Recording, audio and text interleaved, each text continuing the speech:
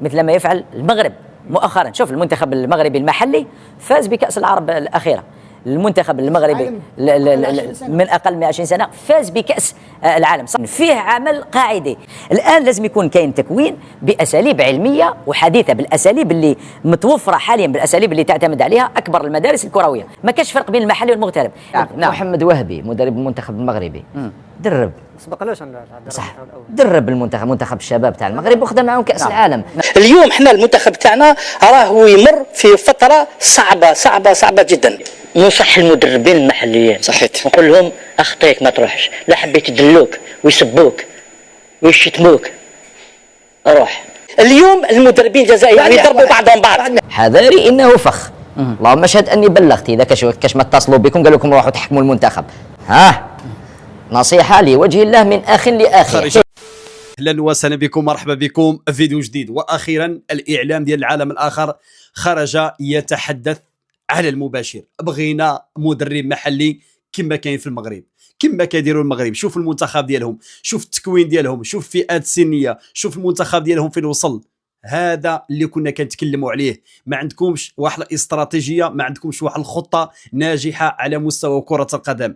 عييتوا ما تحرضوا وتقولوا بانه التحكيم مع المغرب، بانه القجع يسيطر على كاف، بانه في كاس افريقيا الاخيره من البدايه حتى النهايه وانتم كتستعملوا الكولاسه الاعلاميه ديالكم. واليوم مشكل كبير عندكم باش انكم توجدوا مدرب محلي، ماشي غير اجنبي، مدرب محلي، وما متفاهمينش بعضياتكم. واخا انكم بغيتوا تقلدوا المغرب ولا كما كدار المغرب ولا كما كنشوفوا عند الجيران. راك عارف انتم، شوف انتم كتشوفوا النجاحات ديال الاخرين وكتقلدوهم، ولكن ما كتعترفوش بالحقيقه. على الاقل خرجوا وتكلموا، حللوا المباريات ديال المنتخبات العربيه كامله واستافدوا بهم لعل وعسى انكم تنجحوا. ولكن بينما حتى كتشوفوا راسكم يعني طيحتوا الارض. اليوم المنتخب الجزائري ما كان لا لعابه لا مدرب، كل شيء منهار. غادي يجي مدرب محلي. السؤال مطروح، هل سينجح المدرب المحلي في ظل الضغط الكبير اللي كان في الشارع ديال العالم الاخر؟ كنظن انه مستحيل. علاش؟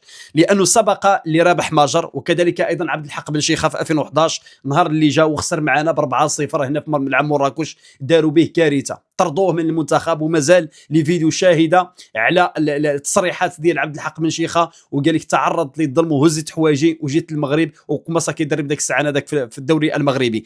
كذلك ايضا هنا محللين ولاعبين سابقين ايضا في المنتخب الجزائري قالوا بانه حذاري ثم حذاري المدرب المحلي.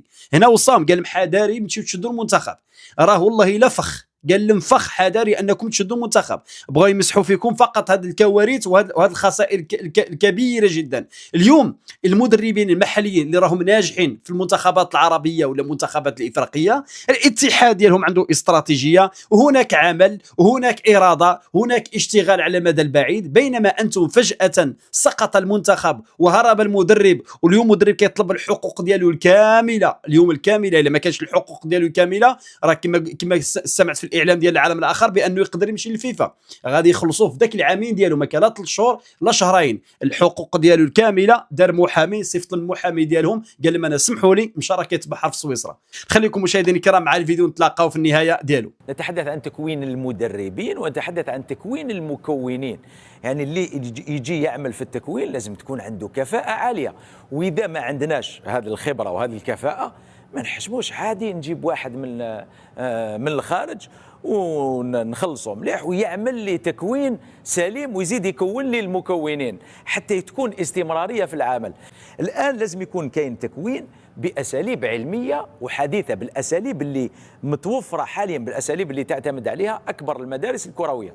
شوف قاسي سعيد، إذا ما رجعناش إلى التكوين مثل ما يفعل المغرب مؤخرا، شوف المنتخب المغربي المحلي فاز بكأس العرب الأخيرة، المنتخب المغربي من أقل من 20 سنة فاز بكأس العالم. صحيح منتخبهم الأول فيه مزيج، ولو أنه الأغلبية الطاغية هي من المغتربين، لكن فيه عمل قاعدي. لما يكون عندك هنا عمل قاعدي في الجزائر بعد 4 5 6 10 سنوات، راح يكون عندك كمية كبيرة من اللاعبين اللي عندهم مستوى العالي، موزعين على الأندية، ممكن يروحوا يحترفوا مثل ما يشتغل الآن نادي بارادو. بعد ذلك تختار الأفضل، سواء كان محلي ومشى البطولات الأجنبية أو سواء كان من المغتربين. ما كاش فرق بين المحلي والمغترب. محمد وهبي مدرب المنتخب المغربي درب سبقلوش صح، درب منتخب الشباب تاع المغرب وخذ معهم كأس العالم. نعم. شافوه في أرض الواقع أنه هذا الإنسان عنده هوية، عنده طريقة لعب وعنده شخصية يقدر يفرضها ويقود المنتخب المغربي الأول. أعطاو له، أنا لو كان عن طريق يحيى أعطيت له المنتخب الوطني للشباب وخذ معهم غير كأس إفريقيا، نبارك لك الخطوة. صح، ما عطيت له ولا شيء، ما درب ولا شيء، كيفاش تروح مباشرة تغامر بيك بيه وتغامر بالمنتخب الوطني الجزائري؟ غدوه ان شاء الله لو امين افهم من كلامك سؤال بسيط ضد هذا الخيار. يعني مانيش ضد. نعم. لو كان يقدر ينجح محمد. نعم. هذيك الخطره تكلم، قلت لي اعطيني رايك واش تفضل، قلت كان اي مدرب يجي سأؤازره حتى يفشل. حمله من اجل اعاده رد الاعتبار للمدرب الجزائري سواء كان محلي أو مزدوج الجنسية أو في أي بلد في العالم يعمل، المهم يكون له جنسية جزائرية، عنده الروح وعنده الحرارة وعنده الرغبة وعنده الإصرار. لما لا؟ ربما الاتحادية تفكر في مدرب آخر يكون مدرب عالمي، مدرب عنده بصمة، مدرب عنده استراتيجية، عنده فلسفة، عنده مشروع لعب، عنده مشروع تكويني مع الشباب، يعرف يتكلم، يعرف يطور البطولة تاعنا، يدير لنا استراتيجية في لقاءات مع مدربين في البطولة الوطنية. هل الاتحادية راح تدخل في فخ وفي خطأ الفضاء الأزرق وتسارع الزمن، وقد تقع في الخطأ وقد تقع في المحظور وقد تأتي بمدرب ماشي هو، لأن الفيسبوك طالب بذلك المدرب. لا أعتقد ذلك، لأنه لو وصلنا اليوم الفضاء الأزرق يقول لي المدرب اللي نجيبه ونشوف حملة مع ذاك المدرب نروح نجيبه لإرضاء الفضاء الأزرق، فانتظر بأن الفضاء الأزرق هو الذي أيضا سيقول لك من مصيبك إن بقينا نتبعوا في الفضاء الأزرق. ناخذ لا مانيش غلط صالح الصاد، هذه نتحدث عن لابد أن يكون مدرب جزائري. هل سنقع في المحظور أو في الخطأ؟ أنا مش نقول ما عندناش مدربين في الجزائر، حاشا، كان مدربين بإمكانهم أن نشرف على منتخب وطني، لكن هل اليوم المطلب أضحى مطلب مدرب جزائري نروحوا في هذيك لابيست كمسؤولين باش نكالميو لي زيت كمال، ولا نتحملوا مسؤوليتنا كما ينبغي، نتخذوا القرار الأصح، ومهما ما تهمش جنسية أي مدرب يكون ناخب للمنتخب الوطني. اليوم حنا المنتخب تاعنا راهو يمر في فتره صعبه جدا. شكون اللي يرفدها؟ يرفدوه والديه، ماليه، بالتاريخ اللور برك قريب. في 82 كان مدرب جزائري، 86 كان مدرب جزائري، 90 كان مدرب جزائري، 2010 كان مدرب جزائري. اليوم علاش المدرب جزائري بارك الله فيك اسمح لي 2019 مدرب، علاش اليوم نقولوا هذا المدرب ما جاش؟ جلول واحد ما قال جلول. لا اسمح لي لا خليني قلت لك معليش تفضل تفضل. اليوم حنا هاد المدربين رانا نجيبوا فيهم مدربين اجانب، واش راهم يعطونا؟ راهم يدوا الاموال الصعبه للدوفيز بالشكاير ويروحوا الانديه تاع راه يجيبهم. ماشي غير بارك الله فيك اليوم هذا بلا ما نسيتيو البلدان اليوم راهي تتخبط في مشاكلها، ما تتخبط في المشاكل الرياضيه تاعها وفي الفوتبول تاعها. حنا نجيبوهم نحطوهم هنا ونعطوا لهم دي بلورو ونبدلوا في الباراليل ونعطوا هذا. اليوم جبنا الشهداء من الخارج، جبنا شهداء منا، واليوم كذلك اليوم كاين مدربين وكاين مسيرين في المستوى اللي يقدروا يسيروا. كانوا نفسك يتكلموا بهذه اللغه الحماسيه واللغه الوطنيه، ويقول لك المدرب المحلي اليوم راكم مدراء، واحد جاب مدرب مصري واحد جاب مدرب تونسي. نقطه الى السطر من فضلكم، نعاود نحكي الموضوع، مانيش على نجلو، لا مانيش عليك، داك تحكي بواحد اللغه وبواحد الخطاب راني فهموا عبد السلام بوسري يتكلم كاين كفاءات جزائريه. هذه الكفاءات اللي تهضر عليها الزوير جلول في الانديه ما عندهاش مكانتها، ماشي ما عندهاش مكانتها هي. كما قال لك اليوم الشارع هو اللي يتحكم، واليوم كمال المدراء الرياضيين. تفضل صلاح الصاد.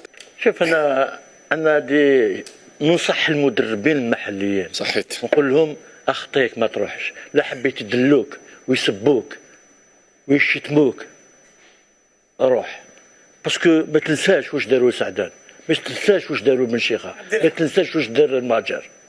فهمت؟ الوغ شدوا دياركم وريحوا راكم ملاح، ولا خدموا في الكلوب. انا دي نصيحه لله. ولا تخدم في الكلوب؟ انا قلت باسكو واش صرا تاوعنا كلمه حق. محمد على بالو واحد ما يقبل انا باسكو اون كونيسونس دو كوز. كنت معاك على بالي كاع واش كاين اللي عشتو انت عشتو انا تعرف المشكل وراه. شوف والله غير نقولها كمان، والله غير نقولها قدام 45 مليون. تعرف المشكل تاعنا وراه المدربين الجزائريين، تعرفوا وراه لو فري بروبليم راني منهم. البروبليم هو في المدرب الويمام، المدرب الجزائري الويمام. انا كان عندي ان كونترا، في السعوديه، اسمعني مليح. ان كونترا درت سيناتور تاع ان بري كونترا وخلاص بعت الباسبور رايح. عاود عيط لي البريزيدون قال لي وعيطوا لي من الجزائر لبلينتا وهكذا وهكذا. اسمع لي، وهذا المدرب الجزائريه محكمها لا هو لا انا. شكون داها تونسي. باش نعطيك حاجه، حسبي الله ونعم الوكيل. انت كنت معنا بسعدان شجعوك المدربين الجزائريين اللي تغنى بهم؟ جامي سوي لوجيك. صحابي قراو معايا قطعوا فيا. خلاص سوي لوجيك. صحابي شجعوك جامي. اسمح لي، واحد شجعك. اسمح لي، باش انا نهضر معك. كاش واحد في التليفون قال لك صافي بليزير اليوم جلول راك في ناسيونال انت امني كبير راك رايح المونديال. جاتك تليفون؟ ما جاش. ما شوف كيفاش يا كمال هاو شوف راهو هنا شيخنا هنا محمد قالوا لي جامي يلعب فوتبول ما جاب انا شغل ربطني الرعده. اسمعني مليح، درت ميني بكادي جونيور، كنت سيليكسيوني ليكيب ناسيونال كادات ورحت كملت لعبت في الوامر، رحت لي اس تي اس. انا جي شوازي لي اس تي اس قادر نكمل فوتبولور. كان ولا ما كان؟ اللي اسمح لي اليوم المدربين الجزائريين يضربوا بعضهم بعض.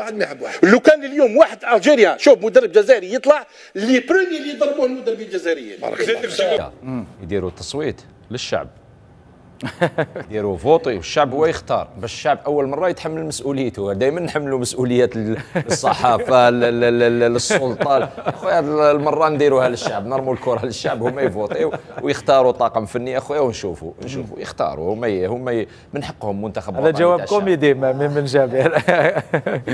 امين ماذا تختار؟ ما نختارش والله، ما نختار. مانيش نقصر محمد، والله ما نختار. بن شابير لا يختار اي شيء. لا، هل تفضل طاقم اجنبي ام وطني؟ لا اجنبي لا وطني. انا اللي يجيبوه نشجعه. اي مدرب يجي للمنتخب الوطني الجزائري سأؤازره الى ان يفشل، مثل ما حدث مع بيتكوفيتش. نعم. ومثل ما حدث مع بالماضي. نعم. ساندناه حتى فشل وساندنا بيتكوفيتش حتى فشل. قلت لك قبل قليل تسالني الان اذا راني مع الاقاله تاعو ولا يبقى، نقول لك يروح خلاص. ما بقاتش كما نقولوا احنا، ما بقاتش 10 ما بقاتش بزاف امور محيطه هكذا في المنتخب. خلاص تقول باللي العلاقه انتهت. نعم. تقول لي انا ايش كنت افضل؟ انا لا افضل اي احد محمد. انا اللي جا وعنده القدره انه يخدم المنتخب الوطني الجزائري مرحبا به. يقول بن شابير اليوم انا مع المدرب المحلي، غدوه يجي مدرب محلي. وانا نوجه رساله دوك للمدربين المحليين، حذاري انه فخ. اللهم اشهد اني بلغت. اذا كاش ما اتصلوا بكم قالوا لكم روحوا تحكموا المنتخب، نصيحة لوجه الله من أخ لأخيه. كيف فخ أمن؟ بيتكوفيتش سويسري يفشل يروح وخلاص الحكاية.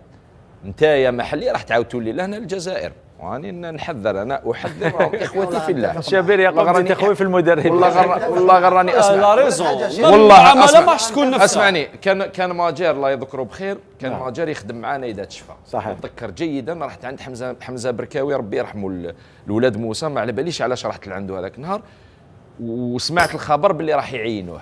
اتصلت به اعطيته ان شاء الله يكون يسمع فيها ماجر وهو ياكد الخبر. اذا تاخذ رايي قلت والله غير قنبله موقوته راح تحكمها وتطرطق عليك. واليوم انا نعاود نوجه نفس الكلام للمدرب المحلي، غروا بك وتتبع الموجه هذه تاع الكفاءه المحليه، وخلوا الكفاءه المحليه اللي تخدم. شوف اذا كفاءه محليه جايه من وراء البحار تقدر، معليش مرحبا بك روح. اذا محلي عايش معنا هنا في الجزائر اخي العز، والله غير نصيحه من اخ لاخيه. علاش حسام حسن عايش في وسط المصريين امين ومسك بزمام المنتخب المصري، وتلقى انتقادات كبيره بعد امساكه بزمام المنتخب، واليوم ما شاء الله عليه راه في الدور النهائي لكاس العالم. هم لاعبين شاطر، هم لاعبين هنا يعرفوا خير مني. كما سمعتم مشاهدينا الكرام، الاعلام ديال العالم الاخر والحيره. كما سمعتم مشاهدينا الكرام، الاعلام ديال العالم الاخر والحيره ديالهم في ايجاد مدرب محلي قادر ان يقود المنتخب ديال الجزائر في قادم الاستحقاقات. الامور صعيبه لانه مستحيل انه يجي مدرب محلي. وهنا كما سمعتم معنا بزاف ديال المحللين كيقولوا المدرب المحلي حذاري انك تشد المنتخب في الظرفيه. حذري ثم حذري، لانه السيناريو اللي وقع الرابح ماجر وكذلك عبد الحق بن شيخه خسر معنا في مراكش ب4-0 وداروا به حاله، يعني انتقدوه ومهم ردوه، تعرفوا لا كارثه. اليوم هل المدرب المحلي سينجح مع المنتخب ديال الجزائر؟ الله اعلم. غالبا غادي يجيبوا مدرب كما بالماضي، يعني يكون مدرب جزائري ولكن يكون ساكن في اوروبا، ولا حتى لو وقعت شي حاجه ولا يشد الصاك ديالو ويعلق. اذا خوتي المغاربه اعطونا راي ديالكم في هذا الموضوع. الناس مشاركين معي في القناه، اتمنى لكم تشاركوا وتفعلوا الجرس باش يوصلكم ديما جديد ديالنا. تحياتي لكم وديما المغرب.